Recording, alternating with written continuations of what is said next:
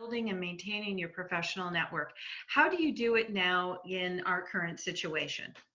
Yeah, that's a great question, Kathleen. And the reason I'm glad we're starting with this too is because everything that you do and when you're looking at getting your next career after the military, this is honestly the most important thing to do. And just like planting a garden, you can't just plant a seed of corn and hope to have corn tomorrow. You've really got to build, and then you've got to maintain your network. And that takes a lot of time. So this is a piece of advice that fits everybody. I mean, you should start thinking about your transition from the time you step on the yellow footprints at boot camp or start officer candidate school. So the typical ways to do this, you might already know. You want to go out and meet people and develop those relationships, but we certainly have got a different time right now. I want to point out that this is a great opportunity for doing this virtually because everybody's kind of working virtually right now. So, how do you do this? One of the ways to do this is to look around for people. I like to break down your network into two different pots. There's your geographic and then your industry.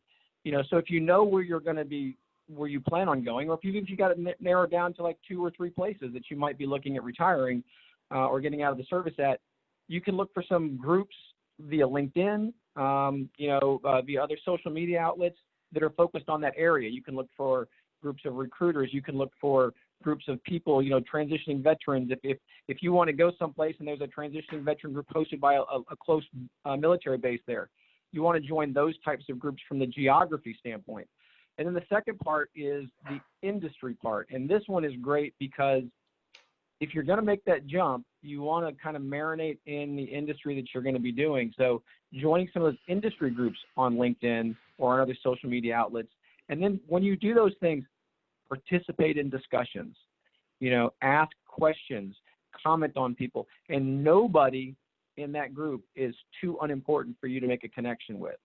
This could be somebody that's, everybody wants to make that connection with the hiring manager, the recruiter, the chief operating officer, all those types of positions. But don't discount, people who already work there. If you look on LinkedIn and they've got similar service backgrounds, reach out with a note and connect with them. Also, don't neglect other fellow job seekers because those connections, you've got something in common right now. People who are going to get out of the service in June, July, or August. And you know what? You're scared. You don't know what's going to happen. There's a lot of stuff up in the air.